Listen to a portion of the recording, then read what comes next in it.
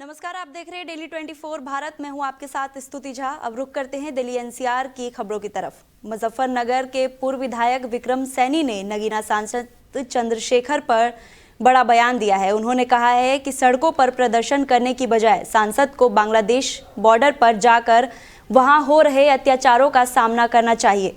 सैनी ने कहा कि सीमा पर जाकर भारत को कमजोर करने वाले विदेशी ताकतों को चुनौती दी जानी चाहिए ताकि हमारे देश की सुरक्षा का सम्मान सुनिश्चित हो। पूर्व विधायक ने अपने भाषण में देश में जातिवाद की कड़ी आलोचना करते हुए कहा कि ये किसी स्थिति में स्वीकार्य नहीं है। उन्होंने इतिहास का हवाला देते हुए कहा कि हमारे देश को 800 वर्षों तक मुगलों ने गुलाम बनाया था और 200 वर्षों तक अंग्रेजों ने। ऐसे में हमें अपनी एकता और राष्ट्रवाद को बनाए रखना जरूरी है। सैनी ने जोर देकर कहा कि हम सभी राष्ट्रवादी हैं और हिंदू हैं, चाहे किसी भी पूर्व पीढ़ी या किसी धर्म की हो रही हो। उन्होंने साफ किया कि हमारा लक्ष्य देश को मजबूत बनाना है और सीमा पर सुरक्षा सुनिश्चित करना होना चाहिए। ये बयान उन्होंने मुजफ्फरनगर के खतौली स्थित विराट हिंदू सम्मेलन में दिया, जहां उन्होंने अपने विचार स्पष्ट रूप से साझा किए और सभी राष्ट्र प्रेमियों को एकजुट रहने का संदेश दिया। देखो, ऐसा है, मैं तो जातिवादी आदमी हूँ नहीं। चंद्रशेखर जी को सड़कों की बजाय बांग्लादेश की सीमा पर जाना चाहिए और हम भी चलेंगे साथ उन वगैरह पे चलते हैं। जो बांग्लादेश में दलितों के साथ अत्याचार हुआ, वे मारे जा रहे, रोज हिंदू मारे जा रहे हैं, हम तो हिंदू ही मानते हैं, तो वहां पर जाना चाहिए हम सबको। यहाँ सड़कों पर उतरने के बजाय भारत को कमजोर करने के बजाय हमें भारत को मजबूत करना चाहिए और जो विदेशी ताकतें हैं हम उनसे मुकाबला करना चाहिए। ये जातिवाद में क्या पड़ा? जातिवाद के कारण हमारा देश 800 वर्षों तक गुलाम रहा मुगलों का और 200 वर्ष गुलाम रहा अंग्रेजों का। ये जातिवाद का फूट के कारण ही तो रहा। तो हम सब राष्ट्रवादी हैं, हम सब हिंदू हैं और जो मुसलमान हैं उनके पूर्वज भी हिंदू ही थे। ये भी अपने आप को पहचाने, हम सब मिलकर भारत को मजबूत करें, देश को मजबूत करें, देश के बारे में सोचें और जातिवाद के चक्कर में बिल्कुल न पड़े। देखो, ऐसा है, मैं तो जातिवादी। संसद में पेश किए गए केंद्रीय बजट 2026 पर विपक्ष पार्टियों ने सवाल उठाना शुरू कर दिया है। इसी कड़ी में उत्तर प्रदेश से समाजवादी पार्टी के राष्ट्रीय महासचिव और मुजफ्फरनगर सांसद हरेंद्र मलिक ने एक वीडियो जारी कर इस बजट पर तीखा हमला किया। उन्होंने कहा कि यह बजट आम जनता के लिए नहीं बल्कि अपने कमीशन और समर्थकों के लिए तैयार किया गया है। उनका कहना है कि ये सिर्फ 5% अमीरों का बजट है, जबकि 95% भारतीयों के लिए इसमें कोई जिक्र नहीं है। हरेंद्र मलिक ने कहा कि आम जनता को टैक्स में कोई छूट नहीं मिली है, जबकि अमीरों के कारोबार, निवेश और घूमने फिरने पर 10 तरह की छूट दी गई है। उनका कहना है कि मध्यम वर्ग, किसान, मजदूर और छोटे व्यापारी, दुकानदार अपने आप को ठगा हुआ महसूस कर रहे हैं। बजट में किसानों, नौजवानों और महिलाओं के लिए कोई ठोस राहत नहीं दी गई है, न ही सस्ती दवाओं या पढ़ाई पर ध्यान दिया गया है। बजट अपने कमीशन और अपने लोगों को सेट करने का बजट है। यह केवल 5% अमीरों का बजट है। उन अमीरों का बजट है जो भाजपा के प्रिय है। 95% भारतीयों के लिए इसमें कोई जिक्र उल्लेख नहीं है। बजट में जो आम जनता का न जिक्र है न फिक्र है। महंगाई बेतहाशा बढ़ने पर भी इस बजट में जनता को टैक्स में छूट ना देना एक बड़ा शोषण है, जिसे टैक्स शोषण कहते हैं। अमीरों के काम, कारोबार और घूमने फिरने पर 10 तरह की छूट दी गई है, परंतु बेकारी और बेरोजगारी से जूझ रहे लोगों की उम्मीदों की थाली खाली है। मध्य वर्ग, किसान, मजदूर, छोटा व्यापारी, छोटा दुकानदार अपने आप को ठगा सा महसूस कर रहा है। शोषित, वंचित गरीब व्यक्ति जहां था उससे भी नीचे जाता दिखाई दे रहा है। इस बजट ने उसको निराशा दी है और सामाजिक सुरक्षा शाब्दिक औपचारिक तक सीमित होकर रह गई है। किसान, मजदूर, श्रमिक, कारोबारी, छोटा दुकानदार अपने लिए मिली राहत को दूरबीन लेकर ढूंढ रहा है, परंतु उसे कहीं मिल नहीं रही। कुल मिलाकर के यह बजट आम जन विरोधी है। वहीं T20 वर्ल्ड कप में पाकिस्तान ने भारत के साथ मैच खेलने से मना कर दिया था। इस पर बीजेपी नेता संगीत सोम ने बड़ा बयान दिया है। उन्होंने कहा है कि पाकिस्तान को पता है कि उसे भारत से हारना ही है। हर बार वो भारत से हारता है और पिटता है, इसलिए इस बार उन्होंने खुद ही खेलने से इनकार कर दिया। संगीत सोम ने कहा कि जब भारत में मैच जीतता है तो पाकिस्तान में भी जनता उन्हें पीटती है, इसलिए ये कदम पाकिस्तान ने पहले ही उठा लिया। इसके अलावा बजट पर कांग्रेस सांसद राहुल गांधी पर उठाए गए सवाल पर उन्होंने कहा कि विपक्ष की बातों से कोई फर्क नहीं पड़ता है। उन्हें बजट को किसान, गरीब, मजदूर और आम नागरिकों के लिए शानदार बताया। संगीत सोम ने कहा कि बजट में डेली यूज की चीजें सस्ती की गई है और आम जनता को सीधे फायदा मिलेगा। उन्होंने बताया कि विपक्ष को इनमें कोई लाभ नहीं है, इसलिए वो आलोचना कर रहे हैं। संगीत सोम ने बताया कि भारत का हर नागरिक इस बजट से लाभान्वित होगा। उन्होंने कहा कि पाकिस्तान ने खेलने से मना किया क्योंकि उसे पहले से ही पता था कि भारत उसे हराएगा। देखिए लोग क्या बता रहे हैं, इतना शानदार बजट है, वो किसान के लिए, गरीब के लिए, मजदूर के लिए और हर उस आदमी का ध्यान रखा गया है जो भारत में रहता है, भारत का वासी है। आप ये देखिए कितनी चीजें सस्ती होंगी, कितनी चीजें जो खाने की चीजें हैं, डेली यूज की चीजें, वो सब सस्ती हो रही हैं। ये इतना शानदार बजट है। देखिए विपक्ष पे तो कुछ मिलता नहीं तो वो इसी तरीके की बात करते रहते हैं, बाकी तो बजट बहुत शानदार है। T20 मैच होना है, पाकिस्तान ने मना कर दिया कि भारत के साथ मैच नहीं खेलूंगा। तो ये आपने समझा क्यों मना कर दिया? उसे पता है भारत से हारना ही, यार हर बार हारता है, हर बार पिटता है, तो इसलिए मना करेगा ही करेगा। पाकिस्तान ने केवल इसलिए मना किया है कि उसे एडवांस में पता है कि भारत से हारना है और भारत जब हराता है तो वो पिटते भी हैं, अपने देश में जाकर भी पिटते हैं, पब्लिक भी पिटती है हर बार उन्हें, इसलिए उन्होंने मना किया है। यूजीसी लागू हुआ था लेकिन कोर्ट के द्वारा तो रोक लगा दी गई और जो वो कोर्ट का विषय है, कोर्ट के विषय में हम लोग कह रहे हैं, सांसद कह रहे हैं कि अब इसका कोर्ट के विषय पे हमें नहीं बोलना चाहिए और कोर्ट के विषय पे किसी। वहीं सेक्टर 150 में इंजीनियर की मौत के मामले ने राजनीति और प्रशासनिक दृष्टि से सुर्खियां बटोरी है। दादरी विधायक तेजपाल नागर ने इसे गंभीर मामले पर मुख्यमंत्री योगी आदित्यनाथ से मुलाकात की और दोषी अधिकारियों के खिलाफ सख्त कार्रवाई की मांग की है। उन्होंने सीएम योगी द्वारा इस मामले की जांच के लिए गठित एसआईटी का धन्यवाद भी किया। तेजपाल नागर ने मुख्यमंत्री को लिखित रूप से दोषी अधिकारियों पर कार्रवाई और एसडीआरएफ और एनडीआरएफ की स्थायी पोस्टिंग की मांग की है। मुख्यमंत्री के निर्देश पर डीएम नोएडा ने तीनों प्राधिकरण को पत्र लिखकर एसडीआरएफ की स्थायी तैनाती के लिए जमीन उपलब्ध कराने की प्रक्रिया शुरू कर दी है। विधायक ने कहा है कि अगर जिले में एसडीआरएफ की स्थायी तैनाती पहले से ही होती है तो शायद इंजीनियर की जान बचाई जा सकती थी। विधायक तेजपाल नागर ने बताया कि डीएम द्वारा प्राधिकरण को भेजे गए पत्र के आधार पर जल्द ही अधिकारियों से बैठक और एसडीआरएफ की तैनाती की प्रक्रिया को फाइनल किया जाएगा। उन्होंने साफ कहा कि दोषियों के खिलाफ कड़ी कार्रवाई की जानी चाहिए ताकि भविष्य में ऐसी घटनाओं को रोकी जा सके। तेजपाल नागर ने जनता को भरोसा दिलाया कि वो सीएम योगी और प्रशासन के साथ मिलकर दोषियों को सबक सिखाने और सुरक्षा व्यवस्था को मजबूत करने में पूरी तरह ताकत लगाएंगे। कल मेरी शाम 6 बजे सड़क प्रबंधन समिति की मीटिंग थी, उसका मैं भी सदस्य हूँ। माननीय मुख्यमंत्री जी ने मीटिंग बुलाई थी, मैंने भी उसमें भाग लिया। माननीय मुख्यमंत्री जी ने सड़कों के बारे में, जो पीडब्ल्यूडी की सड़कें हैं, हमारी विधानसभा क्षेत्र का जिधर पीडब्ल्यूडी का हिस्सा है, क्षेत्र पीडब्ल्यूडी का, उधर सड़कों के बारे में बात करी।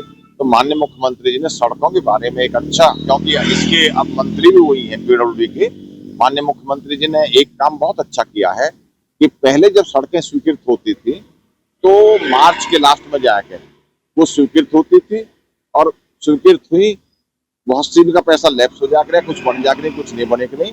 लेकिन अब के माननीय मुख्यमंत्री जी ने वित्तीय वर्ष के शुरू में ही सड़कों की कार्य योजना बनवाई और एक योजनाबद्ध तरीके से उन पर काम कराया और वो सड़कों के काम अब अभी जनवरी और दिसंबर में काम शुरू हो गए हैं। जो शेष रह रहे हैं वो भी जल्दी शुरू हो जाएंगे। तो अब के कोई पैसा लैप्स नहीं होगा, जो सड़क मंजूर होगी वो सड़क बनेगी इस बार, और ये अच्छा काम है। और इसके बाद मेरी माननीय मुख्यमंत्री जी का मैंने आभार व्यक्त किया कि माननीय मुख्यमंत्री जी, मेरी दादरी विधानसभा क्षेत्र में जो युवराज मेहता की डूबने के कारण मौत हुई है, वो मुख्यमंत्री जी ने बहुत उस पर अफसोस जाहिर किया, बहुत दुख जाहिर करा। और मुख्यमंत्री जी ने मैंने आभार व्यक्त इस बात का करा कि उन्होंने त्वरित कार्रवाई की, एसआईटी जांच गठित की और दोषियों को हटाया और दोषियों के खिलाफ और भी सख्त कार्रवाई करेंगे महाराज SIT की रिपोर्ट आने पर। वहीं गाजियाबाद में ठंड का असर लगातार बना हुआ है। फरवरी के दूसरे दिन और सप्ताह की शुरुआत खराब मौसम के साथ दर्ज की गई। गाजियाबाद में घना कोहरा, ठंडी हवाएं और आसमान में छाए बादलों ने लोगों को परेशान किया। सुबह के समय दृश्यता काफी कम रही, जिससे सड़कों पर चलने वाले वाहन चालकों को भारी दिक्कतों का सामना करना पड़ा। कई इलाकों में वाहन चालक हेडलाइट और फॉग लाइट जलाकर धीमी रफ्तार से चलते नजर आए। मौसम में नमी और बादलों की वजह से ठंड का असर ज्यादा महसूस किया गया। खासकर सुबह और शाम के समय लोगों को कपकपी वाली ठंड झेलनी पड़ी।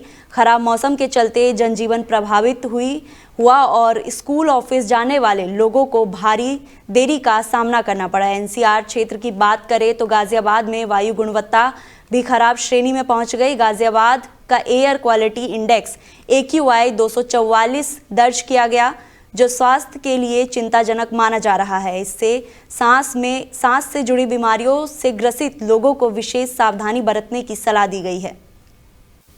नोएडा सेक्टर 45 स्थित एक बड़ी हाउसिंग सोसाइटी में पर्यावरण नियमों के गंभीर उल्लंघन का मामला सामने आया है। पर्यावरण सेल की जांच में MS Amrapali sapphire second society पर बिना मानकों के STP संचालन और प्रदूषण फैलाने की पुष्टि हुई। जांच के बाद सोसाइटी पर 73 लाख का भारी जुर्माना लगाया गया। सोसाइटी द्वारा जल अधिनियम और वायु अधिनियम का सीधा उल्लंघन किया गया। बिना निर्धारित मानकों के STP चलाया जा रहा था, जिससे पर्यावरण को नुकसान पहुंच रहा था और आसपास रहने वाले लोगों की सेहत के साथ खुला खिलवाड़ किया गया। हजारों प्लेट्स वाली इस सोसाइटी में लंबे समय से नियमों को नजरअंदाज किया जा रहा था। प्राधिकरण के मामले को गंभीर बताते हुए थाना सेक्टर 39 में FIR दर्ज कराने के लिए पत्र भेज दिया गया है। इस पूरे मामले में न केवल सोसाइटी प्रबंधक बल्कि संबंधित अधिकारियों की निगरानी व्यवस्था पर भी सवाल खड़े कर दिए हैं।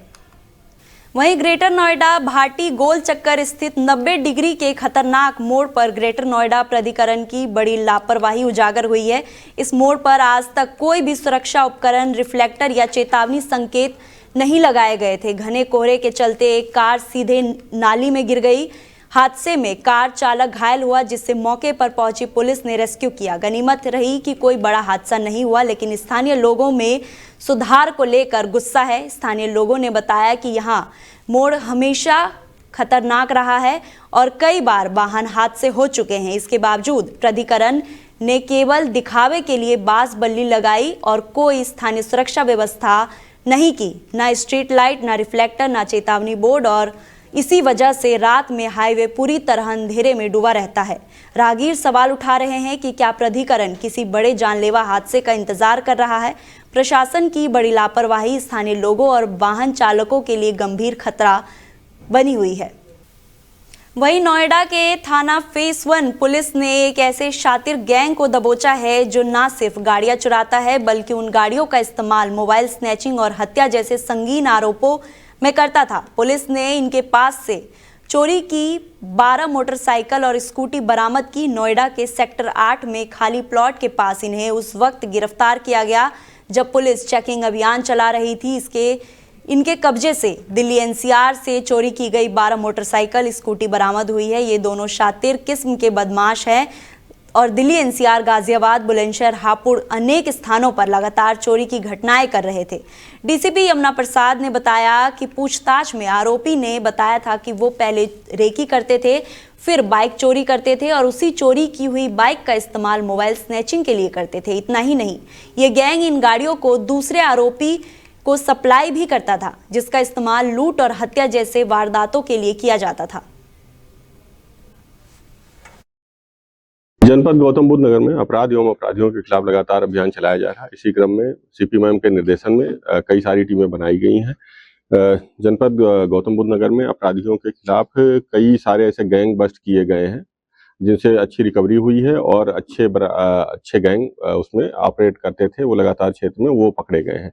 इसी क्रम में ADCP नोएडा और ACP सेकंड के नेतृत्व में ये टीमें लगी हुई थी, लगातार अभियान कर रही थी। फेज 1 ने एक गैंग पकड़ा है जिसमें राहुल उर्फ रॉबर्ट और इसका एक अन्य साथी नावेद, ये दोनों पकड़े गए हैं। ये दिल्ली NCR, गाजियाबाद बुलंदशहर, हापुड़ आदि अन्य स्थानों पर लगातार चोरी की घटनाएं करते थे। ये व्हीकल चोरी करते थे और उसके बाद उन चोरी की व्हीकल का उपयोग ये लोग मोबाइल स्नैचिंग और छेड़छाड़ आदि में करते थे। अभी ये गिरफ्तार हुए हैं। इनकी निशानदेही पे 1 दर्जन बाइक बरामद हुई हैं। जब इनके आपराधिक इतिहास के बारे में जानकारी की गई तो राहुल उर्फ रॉबर्ट जो है, ये इसके ऊपर 24 मुकदमे दर्ज हैं, लगभग 2 दर्जन मुकदमे दर्ज हैं दिल्ली एनसीआर रीजन में। और ये इस क्षेत्र का काफी मशहूर टाइप का अपराधी है जो लगातार बहुत डेयरिंग के तरीके से लगातार अपराध कर रहा था। और इसका अन्य साथी जो नावेद है, इसके ऊपर 8 आपराधिक इतिहास है, दिल्ली और गाजियाबाद, नोएडा में दर्ज है। इनको गिरफ्तार किया गया है, इनके पास से बरामदगी सुनिश्चित की गई है और अभी जेल भेजा जा रहा है। ऐसे जितने भी अपराधी हैं उनके खिलाफ लगातार अभियान चलाया जा रहा है। इसी क्रम में अन्य स्थानों पे भी कई सारी टीमें दबिश दे रही हैं, कार्रवाइयां कर रही हैं और भविष्य में भी ऐसे अपराधियों के खिलाफ नोएडा में सख्त कार्रवाइयां की जाती रहेंगी। और इसकी गैंग में कितने लोग? मुख्य रूप से 2 लोग थे जो लगातार ये चोरियां कर रहे थे और ऑन डिमांड लोगों को बेचते थे, मोटरसाइकिल बेचते थे और कुछ अपराधियों को भी ये सप्लाई किया करते थे। जनपद गौतम बुद्ध।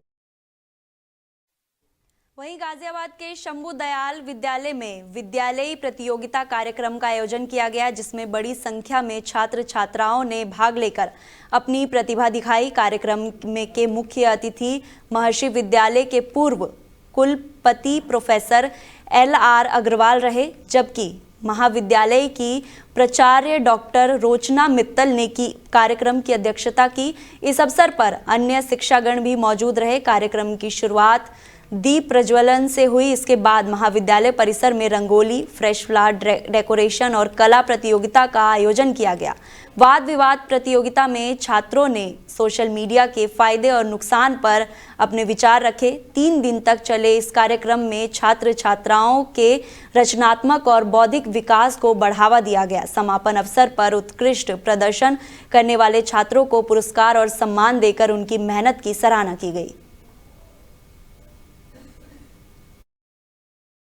आज तो 3 दिन से चल रहे कार्यक्रमों का अंतिम दिन था और रंगोली की प्रतियोगिता, फ्रेश फ्लावर प्रतियोगिता और वाद विवाद प्रतियोगिता, ये 3 प्रतियोगिताएं आज आयोजित की गई थी। इससे पहले 5 प्रतियोगिताएं और आयोजित की जा चुकी हैं पिछले 2 दिनों में, जिनके रिजल्ट्स भी यहाँ दिए गए और बच्चों को पुरस्कृत भी किया गया। ये हमारे स्थापना दिवस पर आयोजित कार्यक्रम है। किस मुद्दे पर वाद विवाद है? हाँ, वाद विवाद सोशल मीडिया लोकतंत्र को सशक्त करता है या नहीं करता है पर वाद विवाद का विषय रहा हमारा आज यहाँ। बच्चों का किस तरह का रिएक्शन रहा? बच्चों ने बहुत ही मैच्योरिटी के साथ और बहुत अच्छा बोला और निष्कर्ष यही रहा कि सोशल मीडिया एक माध्यम है जो नकारात्मक प्रभाव भी डाल सकता है और सकारात्मक प्रभाव भी डाल सकता है। जो पक्ष में बोलने वाले बच्चे थे, उनका कहना था कि सोशल मीडिया जागरूकता फैलाता है, नियमों की से परिचय कराता है, अपने व्यक्तित्व को प्रकट करने का एक सशक्त साधन है। लेकिन कुछ जो बच्चे विपक्ष में बोल रहे थे, उनका कहना था कि इसका मिसयूज करके हमारा युवा भटकाव की तरफ जा रहा है या हमारा युवा अपने भविष्य की गंभीरता को नहीं समझ रहा है या डिजिटलाइजेशन ने चीजों को उलझा दिया है। डाटा की चोरी होना, डाटा रॉयल्टी ना दिया जाना, उसका कमर्शियल यूज होना, ऐसी बहुत सारी एल्गोरिथम, बहुत सारी बातों को प्रकट किया। फिलहाल मेरे साथ बुलेटिन में इतना ही। देखते रहिए डेली 24 भारत। नमस्कार।